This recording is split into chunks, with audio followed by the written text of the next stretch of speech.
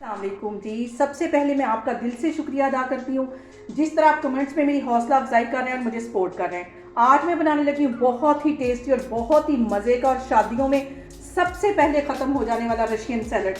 बहुत ईजी तरीके से इसकी रेसिपी आपके साथ शेयर करूँगी, तो चलिए इसे बनाना स्टार्ट करते हैं।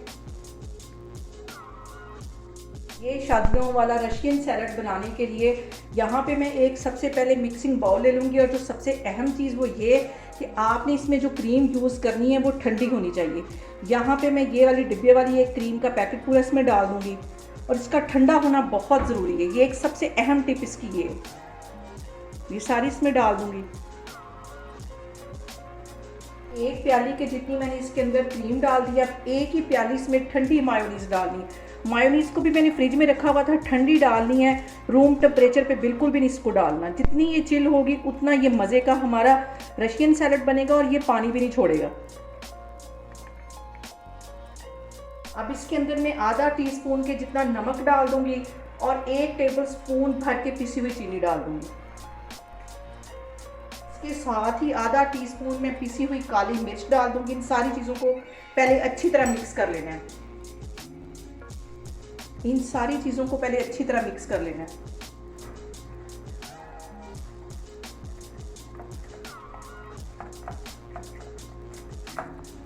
इसके अंदर 2 टेबल स्पून के करीब मैं ये गाजर डाल दूंगी। इसे मैंने बॉयल कर लिया था और क्यूब्स में काट लिया था। इसको डाल दूंगी 2 टेबल स्पून ये, और ठंडी हो चुकी है। बॉयल होने के बाद इसको ठंडा कर लिया था। और 2 ही टेबल स्पून के करीब ये मटर हैं, इन्हें भी मैंने अच्छी तरह बॉयल कर लिया था। ये भी इसमें चले जाएंगे।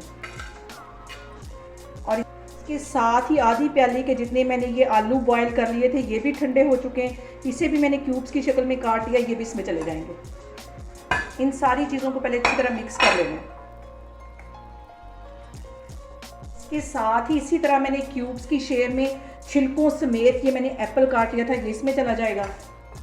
और इसके साथ ही ये 2 मैंने बनाना काट लिए थे, ये भी इसमें चले जाएंगे। इन सारी चीज़ों को पहले अच्छी तरह मिक्स कर लेना है। इन सारी ही चीज़ों को अच्छी तरह मिक्स कर लेना है, हल्के हाथ से मिक्स कर लेना है। और इन सारे फ्रूट्स का और क्रीम का और मायोनीज़ का ठंडा होना बहुत ज़रूरी है। इसकी अहम जो सबसे टिप है वो यही है।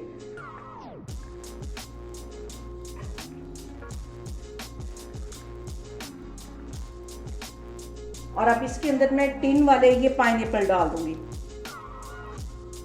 इतना मज़े का ये सैलड बनता है। और शादियों में सबसे पहले ख़त्म हो जाने वाली चीज़ ये रशियन सैलड ही। आप इसे घर में बनाएं बहुत इजी तरीके से और बहुत ही टेस्टी बनता है।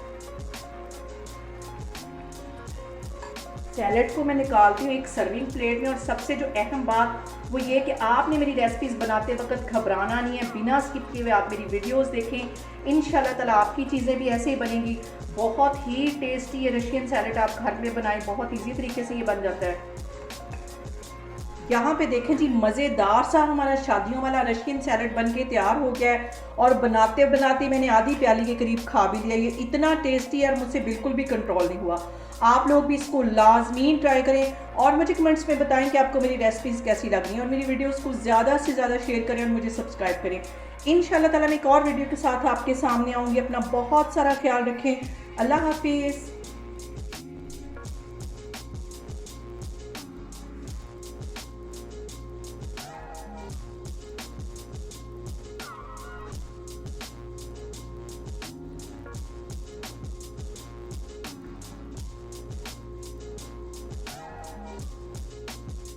हाँ।